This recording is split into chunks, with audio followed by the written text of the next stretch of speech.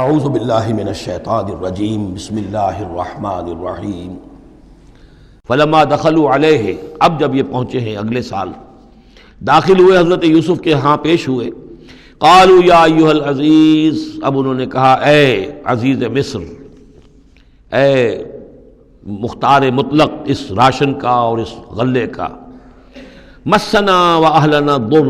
ہم پر اور ہمارے اہل و عیال پر بڑی سختی آ گئی ہے، یعنی اب قحط کی شدت، ظاہر بات ہے قحط کی شدت ہے تو جانور بھی مر گئے، اب نہ اون ہے نہ کچھ اور ہے، ورنہ پہلے یہ کچھ اون لے آتے تھے، کچھ اور سامان لے آتے تھے، جا کر کچھ تو بدل دیں، کچھ تو قیمت دیں، وہاں سے غلہ لینا ہے، تو اب تو ہمارے پاس کچھ بھی نہیں ہے، ہم تو خالی ہاتھ حاضر ہو گئے۔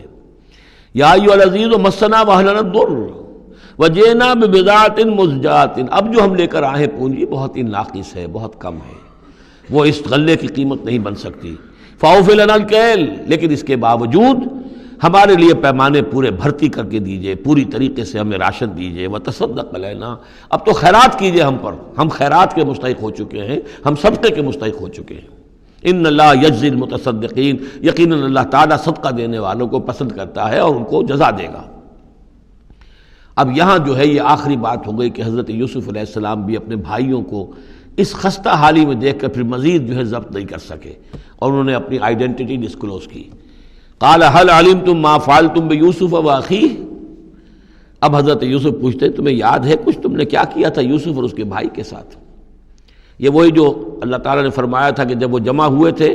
تو ہم نے وحی کر دی تھی، وَأَوْحَيْنَا إِلَيْهِ لَتُنَبِّئَنَّهُم بِأَمْرِهِمْ هَٰذَا وَهُمْ لَا يَشْعُرُونَ، ایک وقت آئے گا اے یوسف کہ تم یہ ساری بات جتلاؤ گے اپنے بھائیوں کو اور انہیں گمان بھی نہیں ہوگا۔ هل علمتم ما فعلتم بيوسف واخيه،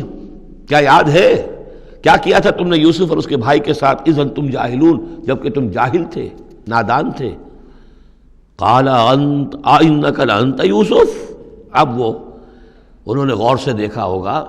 کیا یہ آپ یوسف ہیں؟ قال انا یوسف وھذا اخی،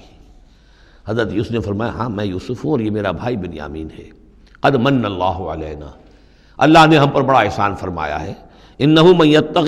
ویصبر فإن اللہ لا یضیع اجر المحسنین، قالوا تاللہ لقد آثرک اللہ علینا وإن کنا لخاطئین، انہوں نے کہا اللہ کی قسم ہے اللہ نے آپ کو ہم پر ترجیح دی ہے، پسند کر لیا ہے،